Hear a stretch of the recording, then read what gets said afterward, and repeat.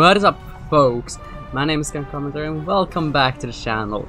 Been a little bit, hasn't it? Well, yeah, you know it is. Real life has taken over and my editor kind of retired for a bit, but now we're back more than ever, and I'll make some videos in the future about the future of this channel where I hope to lead it.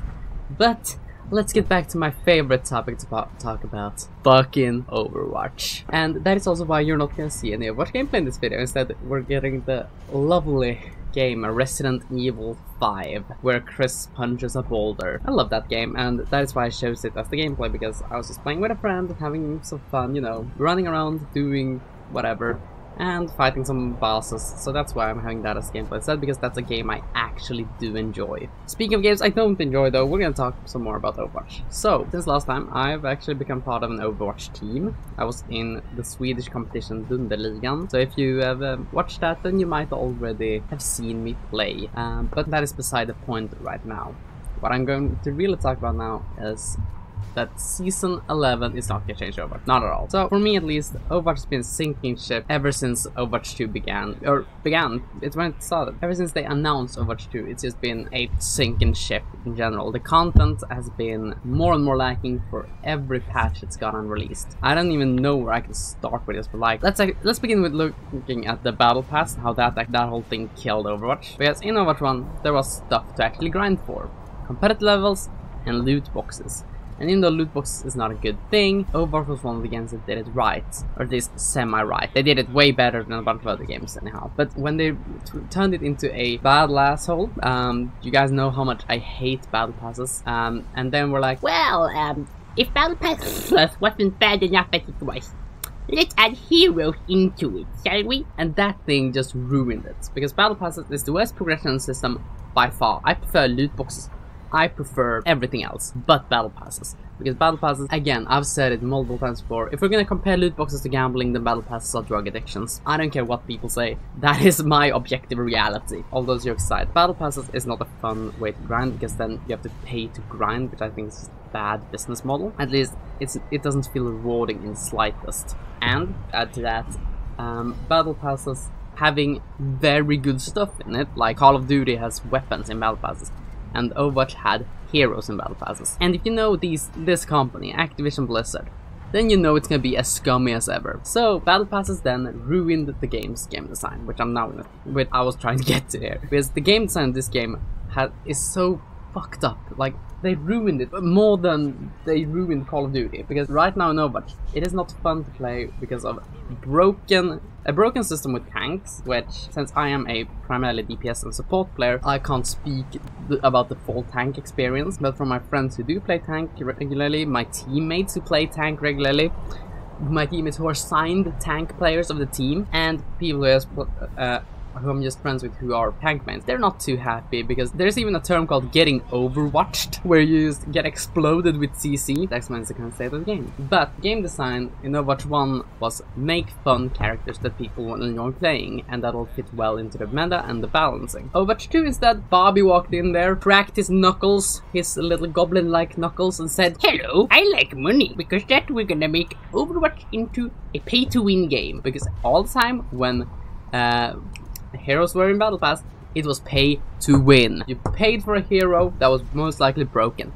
Take for example a look at Kiriko, my least favorite character in Overwatch. I hate her with a passion, and I know the entire Kiri Mafia is gonna hate me for saying that, but this character is the most poorly designed character in the game. She has Pazuzu, aka Protection Suzu, but I call it Pazuzu because it's the creation of a demon, which is the most busted ability in video game history. They could have added a tactical nuke to it, and I would not have been surprised when they released her. And she has the most BS TP in the game. You can really turn off your brain and play Kiriko. She has a skill ceiling that is lower than the fucking Marian Trench. She has a skill floor that is lower than the core of the earth. Okay, now my baby Kiriko rant is over. But the problem I have with Kiriko is that she was designed to be broken. She was designed to be the best hero in the game, to sell skins and sell battle passes. And then the years went by and people were more and more complaining about it. And then came Morga, the most busted hero ever. Morga meta is something that no Overwatch player wants, but Blizzard is like, well, we can't design him properly, so let's just make him the most busted character ever. The thing about Morga, I hope he stays on the meta, but sadly he is still meta. so we're kind of forced to play him occasionally. Anyhow, these two are the primary examples of characters with no skill who are always meta because they were designed to be sold rather than be good. Anyhow, I'm gonna move on to some more parts of the hero design. The characters that's been reworked and or, well, retuned for Overwatch. We can't forget about good old Orisa. He went from a fairly boring tank to play in Overwatch 1 into an absolute beast in Overwatch 2 with abilities that can do anything and CC you all the way to fucking March. Like, she is so incredibly broken, and her design is the part about it that's broken.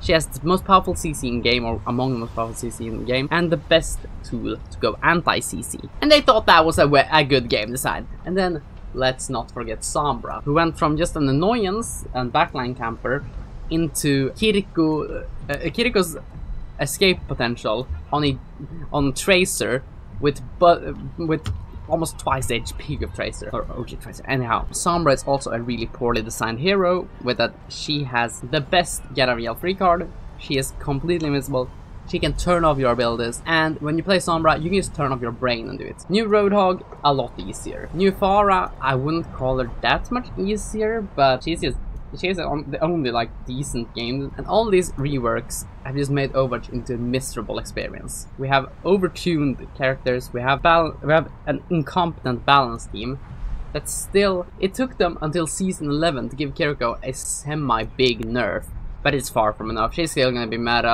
all the way up until season 20, and yeah, that is just the problem with Overwatch right now. The balance is so horrendous because the balance was screwed from the beginning thanks to good old Bobby Cocktick. But yeah, that is just the balance in a nutshell right now, and that is one of the reasons that I on this channel no longer feature Overwatch gameplay.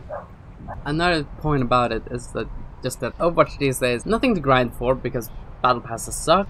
The hero design is that either you counter swap and play the least skillful heroes, or you're gonna have a miserable time. I've been fairly open with me having a bunch of enjoyment in playing Reaper. I love playing Reaper, he's my favorite character in the game, but I really can't play him because Blizzard just power crypt him so hard, and they're doing the same with all of the characters you actually need a couple of brain cells for. Even though I have quite a bit of a grudge with Genji due to the stereotypical Genji players existing. There are Genji players out there who are exceptional, of course, but Genji actually does require a bit of skill, play him at a higher level, and Ana was the best or most skillful hero in Overwatch 1, and Doomfist was also like had a high skill ceiling. But all these higher skill ceiling characters are getting countered by, or all these like characters where you actually need a bit of skill. Like, I know saying Reaper you need skill for Reaper is controversial in itself, but if you want to be good with Reaper, you'll have to be fairly smart with getting in close. But these higher skill characters, or these characters that are fun to play and fairly balanced to play around, can get countered super easily by characters without that. You don't need to have 3 brain cells going in the same direction as each other. Examples being, to counter Ana, you just pick Kiriho. Counter Reaper, you pick Sojourn. The counter Doomfist, you just pick Hog. Or Maud, or Risa. Counter Genji, you just pick Moira. But yeah, those are just some of the reasons why I think Overwatch 2 is in a really bad state right now. This was more of a ranty video. I'll make more better content in the future. Yeah, tell me down in the comments, what do you guys think about the state of Overwatch right now? Am I right? Am I wrong? Why am I stupid according to you guys? Yeah, tell me down in the comments. Please like, comment, and subscribe. I'm Scam Commentary, and we're so back. Again, thank you all so much for watching. I'll see you in the next one. Take care, and bye bye.